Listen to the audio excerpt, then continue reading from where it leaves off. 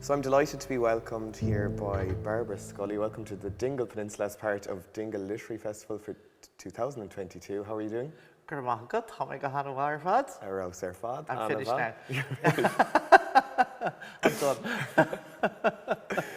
Barbara, I'd like to welcome you to the Peninsula as a writer and columnist. I suppose this is such a special place for me, but it's not your first time down in Dingle, is it? No, it's not. And Dingle holds lots of story. Every time I come to Dingle, I seem to either get into trouble or make life-changing decisions.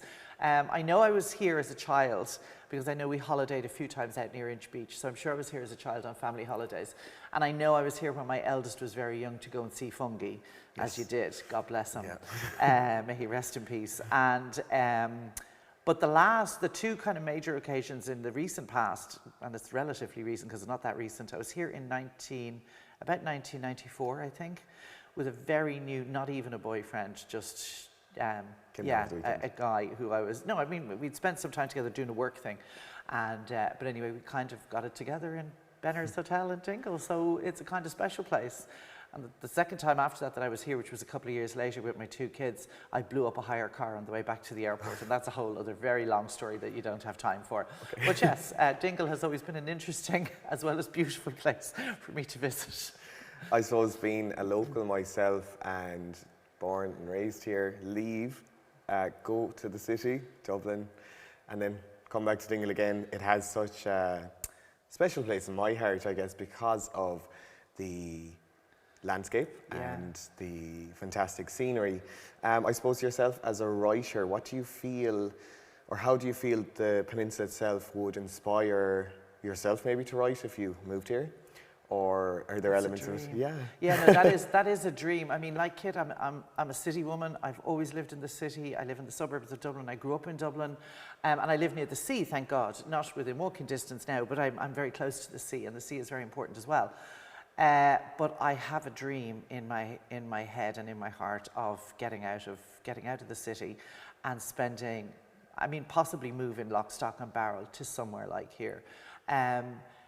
Because to me it's the peace as well as the beauty of the place. Mm-hmm. It's the peace. The older I get, the more the noise of the city starts to really grate. Mm-hmm. And the fact that you can never find silence in the city. And as I say, I'm not in the centre, I'm in the suburbs, I'm out in Dunleary.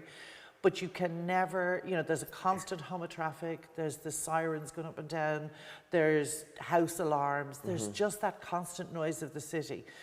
And I don't think I'd miss it. Now, I don't know because I've never lived in the countryside. So I do have this kind of dream in my head that it is something I would like to do. And being here, it's interesting. As a writer, I think when you are somewhere as scenically beautiful as the Dingle Peninsula, and the beauty is the ocean, is the fact that you know where you are in Ireland. You're right down on the southwest coast. You've got that massive ocean just out there. But then you've got the majesty of the mountains that are, I live near the Dublin and Wicklow Mountains, but the majesty of the mountains here is other level because they are so huge. And just the natural beauty of the place. And I think as a writer, and as anybody as probably not just as a writer, as anybody. In the creative industry as well, I guess. But I think everybody actually. Yeah. I think you connect with that without it going through your brain or your intellect. In other words, when you arrive somewhere that is this beautiful, you react to it in a visceral way through your heart or through your soul or something like that.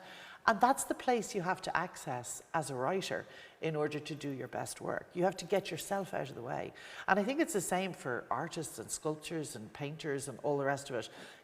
The trick is to get yourself out of the way, to stop overthinking and get your ego out of the way and try and channel whatever it is, into your creative part of yourself. And I think that's the part of yourself that reacts to a naturally beautiful landscape, such as here in Dingle. So there's that.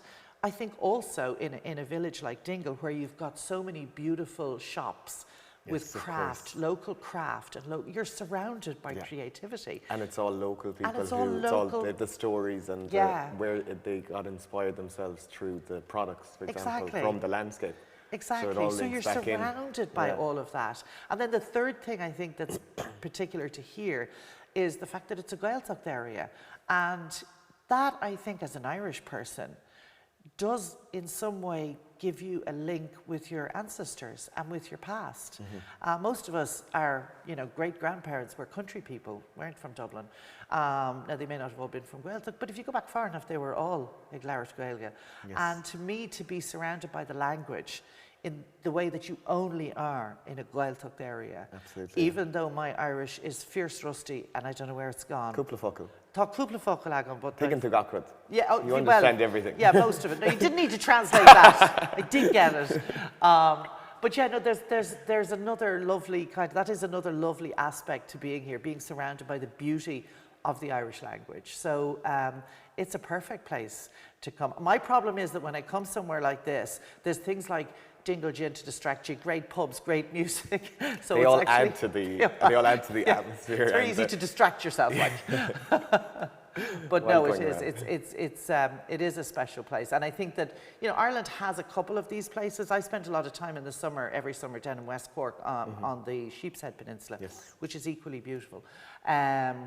Doesn't have the Irish, but it's equally beautiful. And Westport, I think, in County Mayo and Clúbane around there is also beautiful. And of course, because of what I've just said, they attract artists in as well. So you get these lovely, vibrant communities as well, So it's really lovely to be here.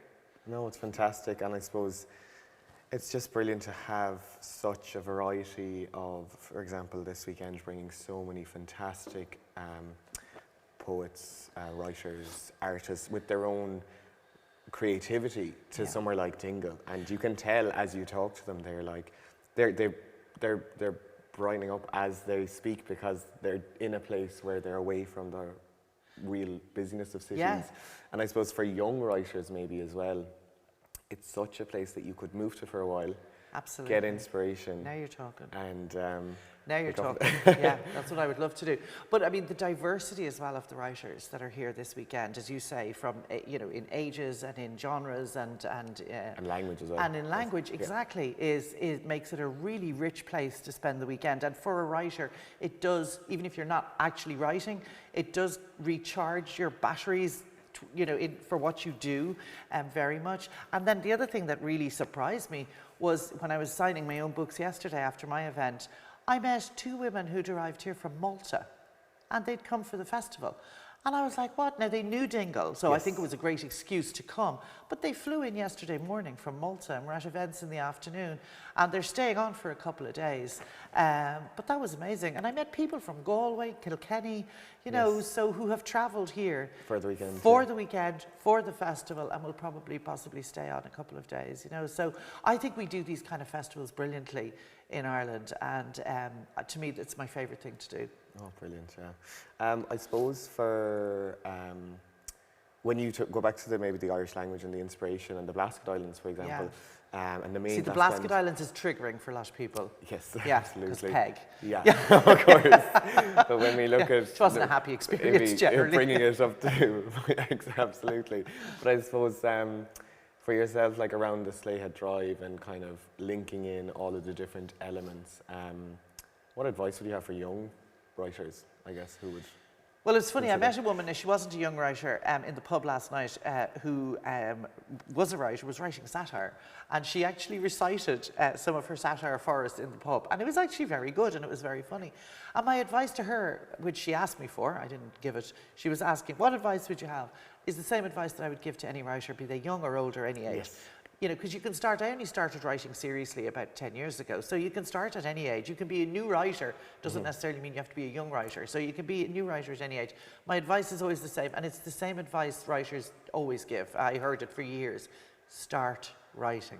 Just start getting words on a page. Don't overthink it in the beginning, because until you have a body of work, whether it's a book you're writing, or whether it's an article, or whether it's a short story, get the words down first, because it's only then that you have something to work with. And I think the biggest problem that writers have, and even experienced writers, is the blank page. Yes. It's like, oh, where do I start? Just start anywhere and start writing, because once you have the words down, it's like you've then given yourself the lump of rock that you can chisel into something that is going to be beautiful and that you will be proud of. But you can't do anything unless you actually start putting words on the page. And even if they're rubbish and you possibly will delete most of them, it'll start that process. But it is, I mean, I often think, as I was saying yesterday, during COVID, and I thought, yeah, sure, now I'll write a book. Should be grand. Like, I've been writing newspaper articles and columns for years. Write a book, that couldn't be that hard. It's just like a big article. It's not. And it was way harder than I thought. Yes. So anybody who is labouring under the misapprehension that writing a book is real easy, it's not. It is hard work. So if you're finding it hard, don't worry that it's, you know, oh, I'm finding this too hard, so I mustn't be any good at it. All writers find writing hard work. It is hard work, but it's immensely satisfying. So keep going. Keep going. Very going. good. And supposed to finish. Lanarike, yeah. To finish off, will you be moving to the Dingle Peninsula anytime soon? Well, I'm going to charge you now, right? This is a personal thing for you. I'm going to charge you with finding me a little house that I can rent for you. I would love it. Because one of the themes I was talking about yesterday was the freedom of your older years.